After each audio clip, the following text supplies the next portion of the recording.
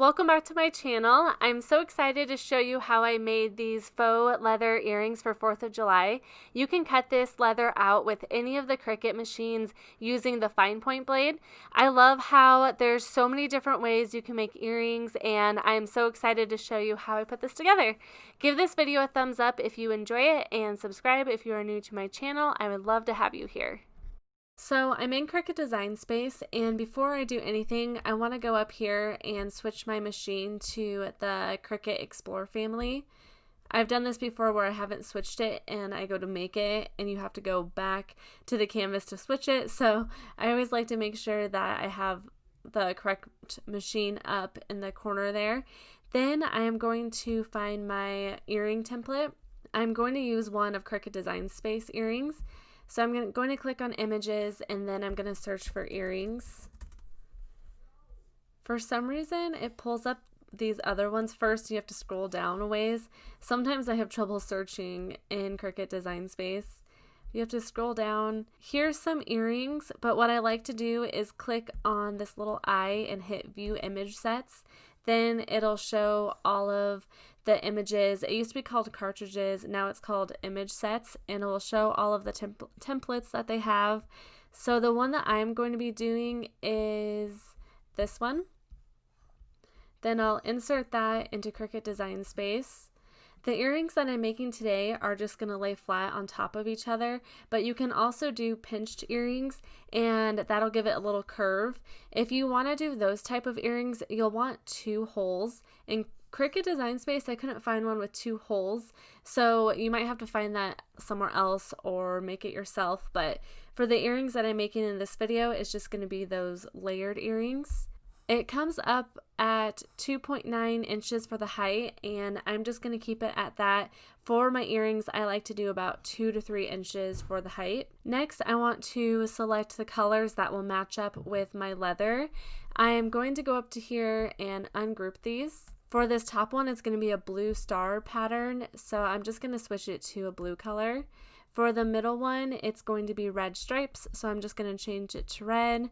And for the bottom one, it's going to be silver, so I'm just going to change that to a grayish color. It'll separate each piece onto a different mat, and that way I know which leather to cut out. Also, I tried cutting these out. I wanted to practice before because this is new leather that I haven't used before. It's not Cricut leather, and the machine really struggled to cut out that circle. So I decided just to use my own hole punch to do it myself. So I want to get rid of that circle, and to do that, you'll just go to contour and get rid of those. So I'm just going to do that for all 3 because if I move that, you can see they all have it. I just found it easier for me to just do it myself, but you can try cutting it out if you want to give that a try. Okay, now I have all of those ready. Now I can just click on Make It, and it'll pull it up on the mat. You can see there's a little space in between here. That's because Cricut had it set up with one layer like that. I could go in and contour it and move it a little closer together to save a little bit on the leather, but I think I'm just gonna leave it like that. I'm going to be placing my material like the pretty side down, like the pattern side down, but I'm not gonna mirror my design because as you can see, it'll look the same. Now I'm gonna click continue. Now I'm going to select my material. This part was the hardest part because it really varies depending on what type of leather you have. If you are buying Cricut leather, then that usually matches up pretty well with what the settings are in Cricut Design Space. I'm going to go to Browse All Materials. Then I'm going to go up to my All Categories and choose Leather. I like to do that. It makes it easy to find all the leather settings.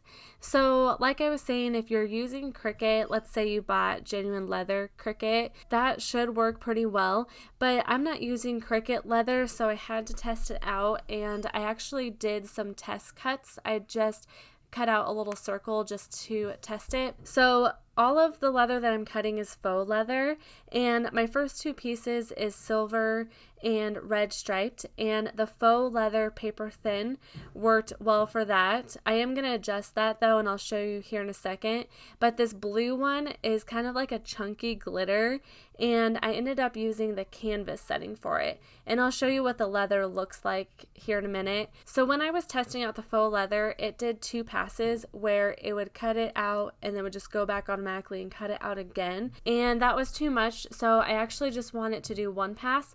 So I'll show you how you can change that. I am going to go down to material settings, and I am going to find faux leather. It's in alphabetical order, which makes it easier. So here's the faux leather, and you can see it says 2 times. I'm going to go over to edit and turn that off so it just does it 1 time. Then I'll hit save, and you need to make sure that you hit done at the bottom instead of just clicking out, because it didn't save it the first time I did it. And now since I adjusted that, I'm going to have to go back in and select it. And now since we did our material settings, it will only cut once. And I'm going to use this faux leather paper thin for these 2 settings, but for the blue one with that chunky glitter, once these are both cut out, I'm going to click on this again, and I'll just show you here. I'm going to change it to canvas. So now I'll show you how I cut this out on the machine. I'm using my Cricut Explore Air machine. You can use any of the Cricut machines to cut faux leather. I am moving my white star wheels all the way to the right because sometimes this can put indents into the leather. I'm using my fine point blade, which is the blade that comes with the machine. This can cut through faux leather, which is what I'm using.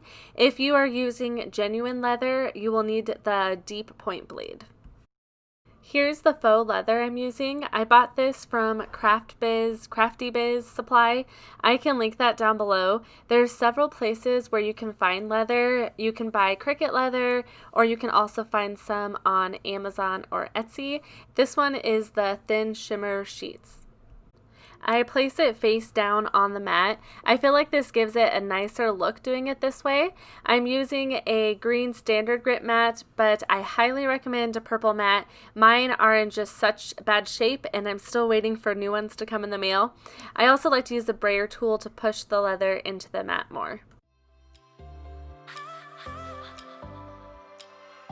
Here's the red striped faux leather. I place that face down as well on the mat, and the Cricut will cut it out. I would recommend checking your blade in between cutting leather. It can easily have pieces of the leather on it, which can cause it to not cut as smoothly. The faux leather paper thin setting worked really well, and just doing that 1 pass also worked the best, and I found that out by doing a test cut, so I definitely recommend doing that first.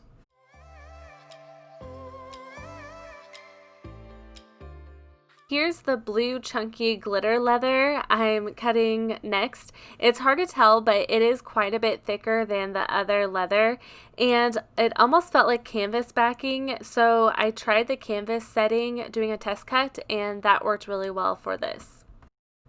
This definitely needed the strong grit mat. It would not stick to this mat at all, so I ended up taping all of the sides down. You might need to do this even with the purple mat. You can see the cut lines, but it almost looked like it didn't cut all the way through, so I just took my weeding tool and just gently pressed against it and popped it out.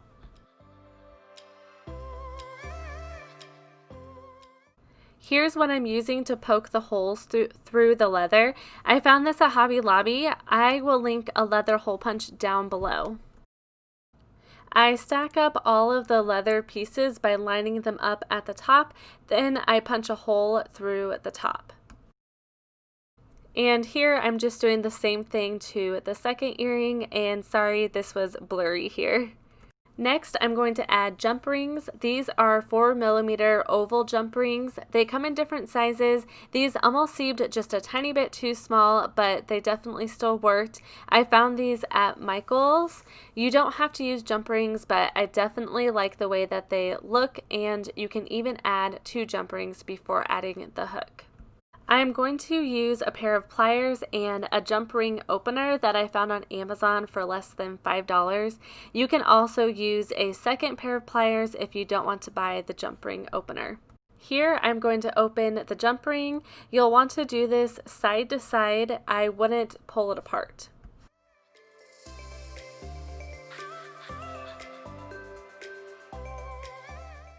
Now I'm just going to hook each leather piece through the jump ring. And sorry, I get a little bit out of the frame here, making it just a little bit harder to see what I'm doing.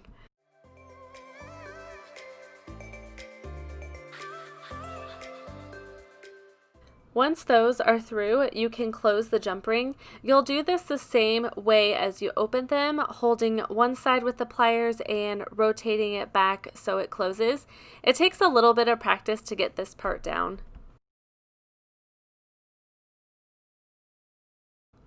Once that is closed, I'll add the earring fish hook. I bought these at Michael's, but I actually like the look that I just pictured here better, and you can find those on Amazon. I open the loop in the hook the same way I open the jump ring and slide the hook through the jump ring. Then I close it with my pliers.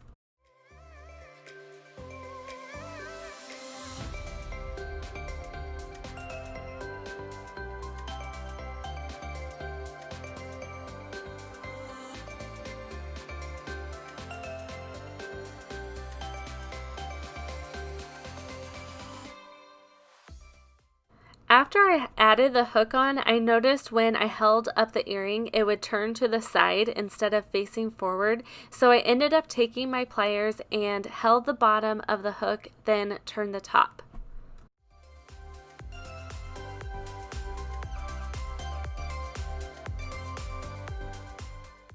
After doing that, it hung correctly.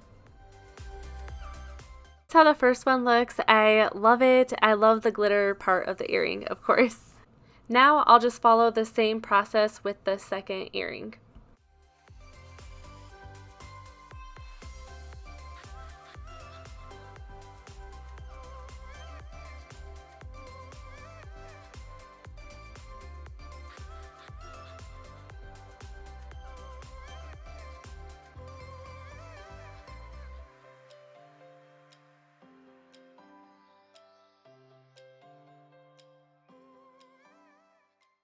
This time I actually turned the hook first before adding it to the jump ring, but after doing it that way, I actually preferred doing it the other way, turning it once it was already on the earring. This part's a little hard to see again. I kept getting it out of the frame, but I am just closing the hook here. Here's how they look. Super cute and fun for the 4th of July. I hope you enjoyed this video. Once again, subscribe if you are new. It's completely free, and I hope you all have a wonderful day.